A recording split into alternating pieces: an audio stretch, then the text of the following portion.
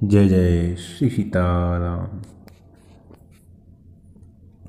कहा गया है कि कलिकाल में भगवान का दर्शन अत्यंत सरल है, सुलभ है। और चाहे मनुष्य कितना भी बड़ा पापी से पापी ही क्यों ना हो, यदि वो भगवान की शरण हो जाए सच्चे हृदय से, तो भगवान तत्क्षण उसे क्षमा कर देते हैं और उसे स्वीकार कर लेते हैं। जैसे विल्व मंगल जी महाराज का चरित्र आप सभी ने सुना भी है कि विल्व मंगल जी का जीवन कैसा था और उसके पश्चात फिर भगवान के कितने महान भक्त हुए हैं। ऐसी ही एक कथा आज मैं आप सभी को सुनाने जा रहा हूँ, जो कुछ बिल्व मंगल महाराज जी के समान ही वैसे ही मिलती है।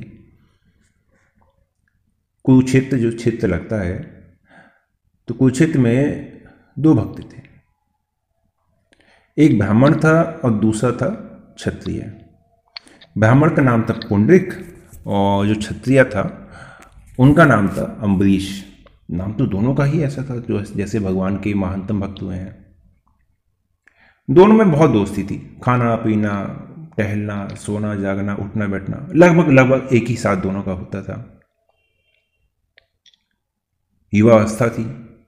अब युवा अवस्था में यदि मनुष्य के पास धन हो और उसको कोई रोकने टोकने वाला ना हो, तो फिर ऐसे में मनुष्य को बिगड़ते देर नहीं लगती। वही हुआ उन दोनों के साथ। दोनों ही कुसंग में पड़ गए और जब कुसंग में पड़ गए तो फिर देवताओं की पूजा, स्वाध्याय करना, है ना, श्राद्ध तर्पण, पढ़ना लिखना सब छोड़ दिया और सब छोड़कर रात दिन वैश्या और शराब, इन दोनों से ही बस अब मतलब था दोनों को। वैश्यालय में जाना, वैश्या के साथ समागम करना और शराब पीना, यही दोनों की दिनचर्या हो गई थी। लेकिन कोई कितना भी धनी क्यों ना हो, उसकी एक समय सीमा ही होती है ना। देखते ही देखते दोनों का धन धीरे धीरे समाप्त हो गया और इसी बीच में दोनों की लगभग आधी उम्र व्यतीत हो गई थी। आधी उम्र मान लीजिए, अब 100 वर्ष का समय है ना, तो मान लीजिए 50 वर्ष, 50 वर्ष मान लीजिए, 45 मान लीजिए, लगभग इतनी उम्र दोनों की इसी प्रकार के क्रियाकलाप में व्यतीत हो गई। कब से? जब से युवावस्था में उन्होंने कदम रखा था, मतलब वही 17-18 साल से 45 साल तक यही दिनचर्या, यही जीवन, बस, है ना, वैश्याओं के साथ रहना और शराब पीना। पाप धीरे धीरे इकट्ठा होता गया और धन धीरे धीरे दोनों का ही नष्ट होता गया। घर द्वार वो भी सब बेच दिया और अब तो स्थिति ये आ गई कि अब दोनों किसी के सामने यदि हाथ फैला के भी मांगते थे तो अब कोई नहीं देता था। एक पैसे के लिए मुश्किल हो गई, तंगी आ गई, क्या करें। अब जिन मित्रों के साथ रहता था, जिन वैश्याओं के साथ ये रहते थे, उनने भी देखा कि अब तो ये कंगाल हो गया, इसके पास क्या रह गया, कुछ नहीं है। तो उन्होंने भी इन दोनों को अपने घर से निकाल दिया। अब कोई रखे तो रखे कैसे? सब जानते थे कि इनके लक्षण अच्छे नहीं है, इनका लोक व्यवहार अच्छा नहीं है, तो समाज में भी कोई अब इनसे बोलना नहीं चाहता था। तो दोनों ही अत्यंत दुखी हो गए, बहुत दुखी हो गए और दुखी और निराश होकर दोनों ने उस गांव का त्याग कर दिया। इधर जब मित्रों ने ही, जिनके साथ इतने वर्ष रहे, उन्होंने ही घर से निकाल दिया, तो मन में अपने पापों का स्मरण हो आया और पापों का स्मरण होने के बाद दोनों को ही भयंकर पश्चाताप होने लगा। दोनों गांव से निकलने के बाद भटकते एक वृक्ष के नीचे जाके बैठ गए। दोपहर का समय था। पास में ही एक आश्रम था साधु संतों का। वहां आश्रम में यज्ञ चल रहा था, तो दोनों के ही कानों में वेद ध्वनि, वेद के मंत्र कानों में पड़ने लगे। जब कान में मंत्र पढ़ने लगे तो कुछ पुण्य का संचय होने लगा।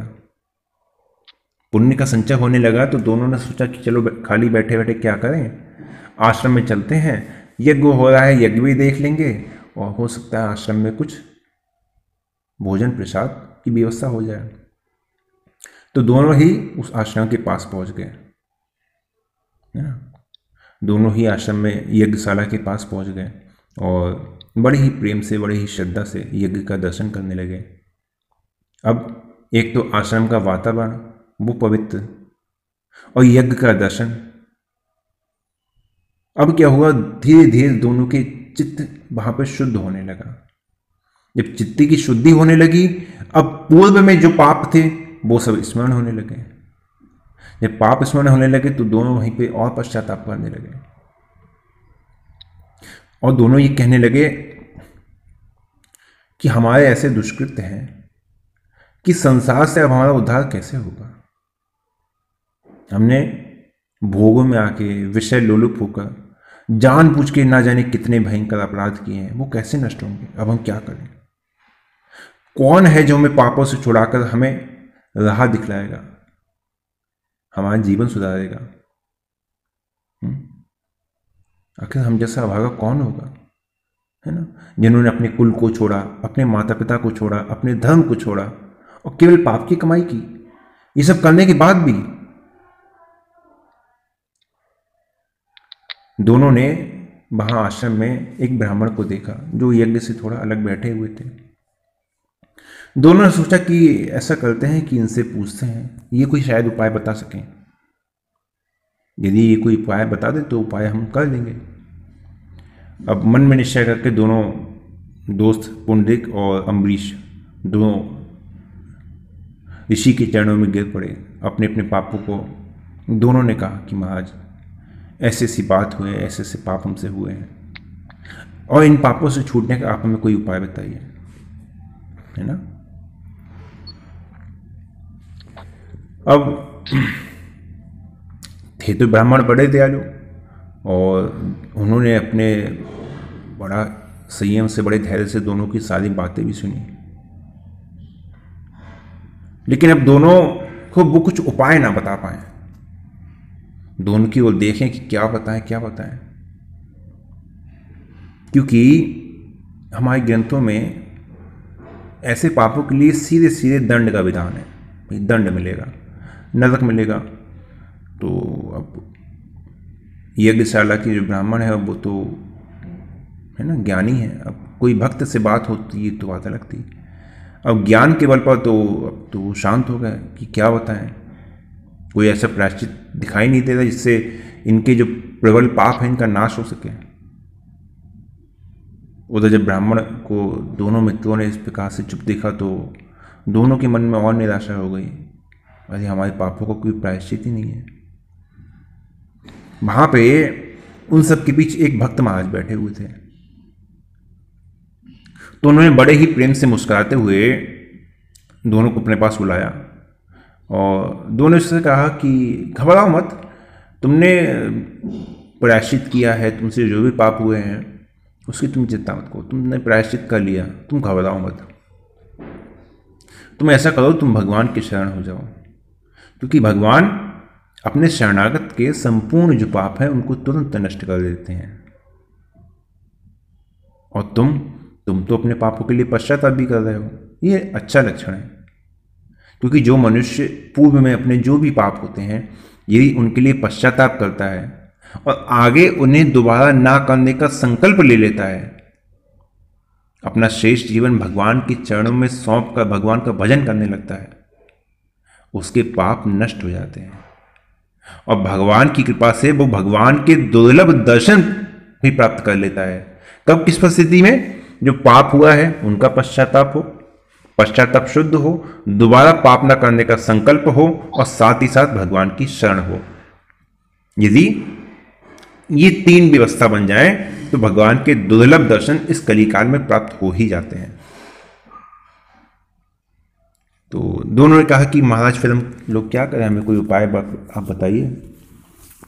तो महात्मा जी ने कहा कि देखो, यदि तुम दोनों अपने पापों से छूटना चाहते हो तो तुम ऐसा करो, तुम दोनों अयोध्यापुरी के लिए प्रस्थान करो यहाँ से। अयोध्यापुरी के लिए वहाँ जाओ और वहाँ भगवान पुरुषोत्तम का, मर्यादा पुरुषोत्तम का दर्शन करो।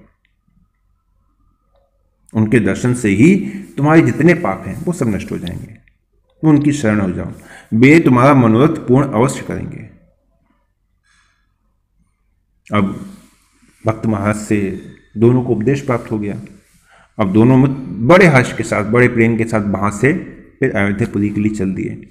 मनी मन मार्ग में भगवान का ध्यान हो रहा है ना, भगवान का मन में ध्यान और साथ ही साथ अपने पापों का प्रायश्चित। इन दोनों चिंतन के साथ दोनों कुछ ही दिनों में अयोध्यापुरी जा पहुँचे। वहाँ पे उन्होंने सरयू जी के तट पर गए, सरयू जी में स्नान किया और फिर भगवान के मंदिर के दरवाजे पर साष्टांग प्रणाम करके भगवान की ओर देखने लगे। लेकिन अब उन्हें भगवान की दर्शन नहीं हुए, है ना। भगवान की ओर देखने लगे लेकिन भगवान के दर्शन उन्हें नहीं हुए। अब जब भगवान के दर्शन नहीं हुए तो उन्होंने अपने मन में और ग्लानि करी, हमारे ऐसे पाप हैं, भगवान ने दर्शन भी नहीं दिए। उनके मन में बड़ा दुख हुआ और वहीं मंदिर के बाहर ही भगवान के पावन पवित्र नाम का वहीं पे कीर्तन करने लगे और कीर्तन करते हुए वहीं पड़े रहे। पूरा दिन बीत गया, है ना, पूरे दिन बीत गया, पूरी रात बीत गई, 2 दिन ऐसे बीत गए, है ना, 2 दिन बीत गए और तीसरे दिन भी वो वही निश्चल भाव से बैठे हुए भगवान का नाम जप कर रहे थे। जैसे जैसे समय बीतता गया, ठीक 7वें दिन, उस दिन से जिस दिन उन्होंने भगवान का नाम जप किया, ठीक 7वें दिन। और आप कहें कि अरे 7 दिन कोई कैसे बैठा रह सकता है भूखा प्यासा? अरे मंदिर के बाहर बैठे हैं, कोई आता है प्रसाद दे जाता है, कोई आता है भगवान का चरणामृत दे जाता है, भगवान सारी व्यवस्था देख लेते हैं। तो वहाँ से 7वें दिन, है ना, रात्रि के तीसरे पहर में, वहाँ पर उनको तीसरे पहर में भगवान के विग्रह का दर्शन हुआ, है ना, भगवान के विग्रह का दर्शन हुआ। देवताओं की स्तुति, जो देवता भगवान की स्तुति कर रहे थे वो सुनाई देने लगी। अब ये पूरी जो क्रिया हो रही है, पूरी क्रिया स्वप्न में हो रही है, स्वप्न में हो रही पूरी क्रिया, दोनों की आंख लग गई है। अब उन्हें भगवान का दर्शन होने लगा, है, भगवान का दर्शन होने लगा, भगवान के दिव्य स्वरूप, दिव्य झांकी का दर्शन होने लगा।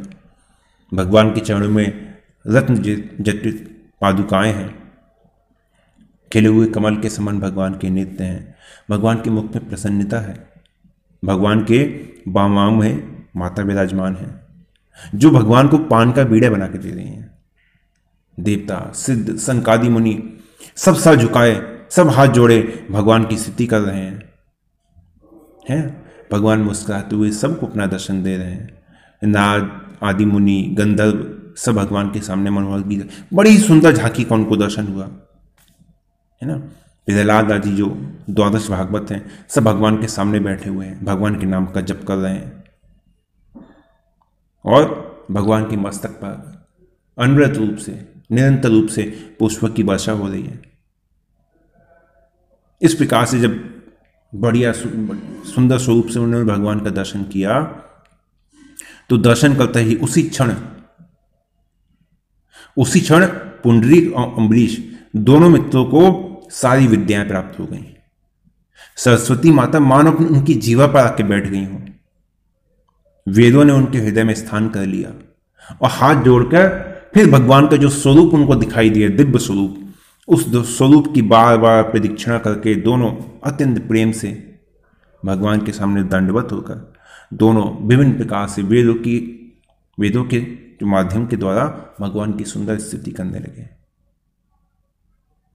उन दोनों की जब स्तुति हुई, उसके पश्चात फिर देवताओं ने भगवान की स्तुति के लिए भगवान का पूजन किया। उसके बाद जो भी देवता थे वो सब वहां से चले गए। अब यहाँ पुंडरीक और अम्बरीश जी की अब दोनों की आंख खुली, स्वप्न देख रहे थे ना, अब दोनों की आंख खुली। अब जब दोनों की आंख खुली तो अब उन्होंने अपने चर्म चक्षु के द्वारा जिस प्रकार स्वप्न का दृश्य उन्होंने देखा था, अब वही दृश्य सामने भगवान की सुंदर लीला उनको दिखाई देने लगी। थोड़े ही समय के लिए, लेकिन उनके हृदय में बड़े ही दिव्य भाव उत्पन्न हो गए। फिर उन्होंने भगवान का दिव्य दर्शन किया। अब क्या उन्होंने क्या दर्शन किया कि भगवान अत्यंत विराट दिव्य सिंहासन पर विराजमान है। उनके शरीर की कांति नीले मेघ के समान है। खिले हुए नेत्र कमल की भांति हैं, लाल होठ हैं, मनोहर नासिका है, भगवान के कानों में दिव्य कुंडल है ना, गले में बनमाला है, भगवान की चौड़ी छाती है, गले में हार है। बड़ा ही सुंदर स्वरूप उन्होंने भगवान का वहाँ पे देखा। भगवान की लंबी भुजाएं हैं, है ना, दिव्य पीताम्बर पहने हुए हैं। इस प्रकार से उन्होंने भगवान का दर्शन किया, भगवान का स्तुति करी और दोनों कृतार्थ हुए। फिर शेष जीवन उन्होंने भगवान के प्रति भक्ति परायण होके, भगवान की शरण में होके, भगवान के नाम का जप करते हुए अंत में भगवान के परम पावन मंगल धाम को प्राप्त हुए। तो क्या कि कोई कितना भी पापी क्यों ना हो, यदि वो अपने पूर्व के पापों के लिए पश्चाताप करे, है ना, भगवान के सामने रो के, भगवान के सामने दीन अवस्था में जाके, भगवान के सामने प्रायश्चित स्वरूप से आके अपने पापों को सीधे सीधे भगवान से सीधी सीधी बात करे कि प्रभु मैं ऐसा हूं। जैसे विभीषण जी जब शरण में आए तो विभीषण जी ने सीधी सीधी बात कही कि देखो भाई हम तो ऐसे हैं। तो उसी प्रकार भगवान के सामने अपने पापों को प्रकट करें और साथ ही साथ भगवान की अनन्य शरण हो जाए, तो भगवान की कृपा से ऐसी स्थिति में उसके पापों का शीघ्र ही नाश होता है और अत्यंत ही शीघ्र वो भगवान के दुर्लभ दर्शनों को प्राप्त करता है। और ये दोनों भक्त, इनका जीवन चरित्र इस बात का प्रमाण है। बोलिए भक्त और भगवान की जय। श्री राजा रामचंद्र सरकार की जय। जय जय श्री सीताराम। आज के लिए यहीं विश्राम देते हैं। जय जय श्री सीता।